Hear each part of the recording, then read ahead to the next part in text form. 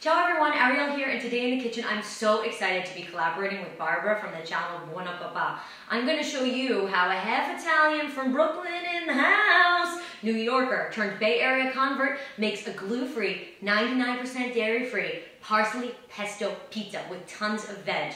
And Barbara, a native Italian, totally jealous, me, is going to show you how to make a gluten-free tomato and mozzarella pizza. You must be wondering, how on earth is pizza good without the two things that make pizza pizza? My answer to you is take your skeptic's hat off, put your Mr. Rogers open-minded hat on, because not only am I going to show you today all the tips and tricks I know for how to achieve such a thing, I'm also going to tell you the story of how the biggest skeptic / pizza snob on the face of the planet learned a harsh lesson and had to come around. Let's get started. The key to all baking, gluten-free or not, is a ratioed mix of dry ingredients with wet ingredients. So Vanna Whiting you over here, I have sea salt, my own homemade gluten-free flour blend, tapioca flour, gelatin, only a teaspoon of sugar to activate the gluten-free dry active yeast, and xanthan gum. These last two ingredients I very rarely use except for special occasions, and I consider pizza one. And then you have the wet ingredients, which include about a half a cup, a little bit more of warm water to help activate the yeast, some apple cider vinegar, and olive oil. Let me show you really quickly how to mix these together so we can get our dough rolling with the homies.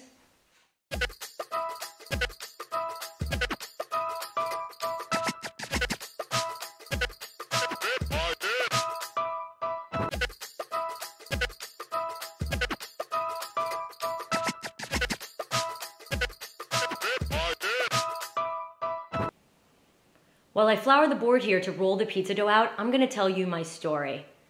I moved to California with the solemn vow that I would never eat a piece of pizza as long as I lived in the state. And the reason was, in my mind, California pizza was simply inferior. You just didn't put pineapple on pizza. Pineapple belonged in fruit salads, smoothies, and that was about it. Ditto that for chicken and barbecue sauce. In my mind, the only way to eat a piece of pizza is to go into the pizzeria, have it served to you by a bald guy named Anthony with a pot belly who looks you dead in the eye, says nothing, you say give me a slice, end of transaction. Hot, bubbling, cheesy, heavenly, swoon delicious slice later, you're done. After living so long in California with no pizza, I knew I needed to go home, and I knew I needed to have it. And my crucial, fatal mistake is that I went without the man dude.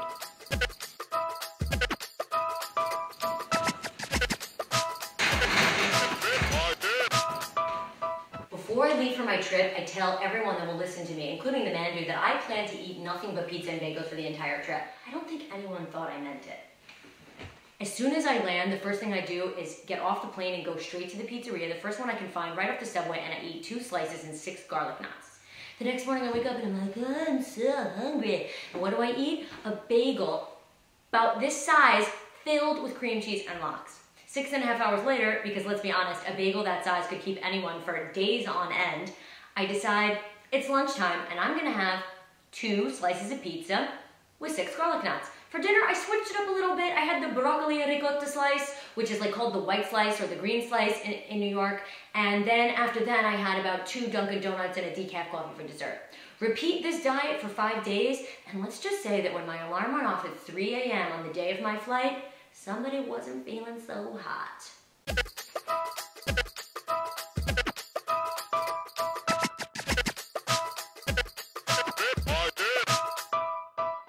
Okay, we're gonna put this puppy back in the oven. I'm gonna finish my story.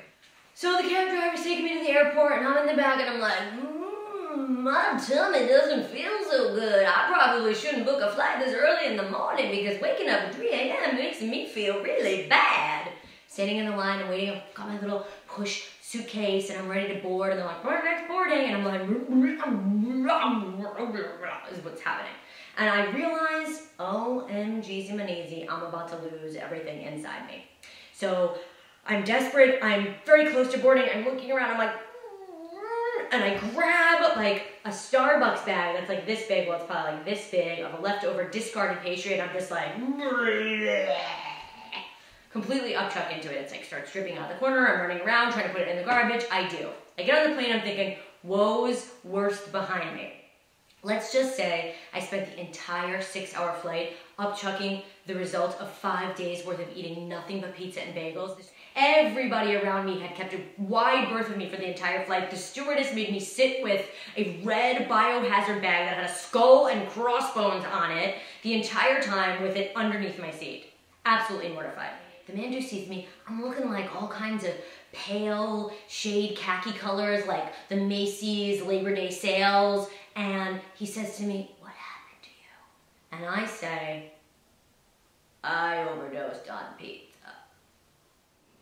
Aside from the valuable lesson I learned about carbohydrate overdosing, I came to realize that I truly can love anything as long as I adjust my expectations and my attitude going in. So let's take our California pizza out of the oven and cover it with some crispy garlic chips and a light dusting of Parmigiano Reggiano cheese, if you tolerate it, while the California sunlight streams through the open kitchen window.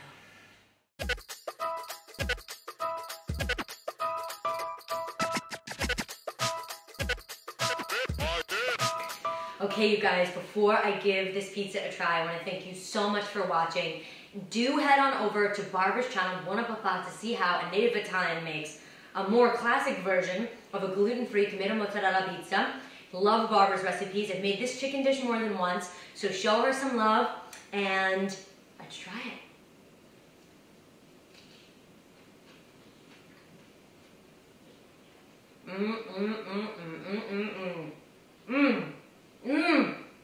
Oh, only I win by having opened my mind. I'm so grateful to you all for watching. I'll check you next time. Ciao.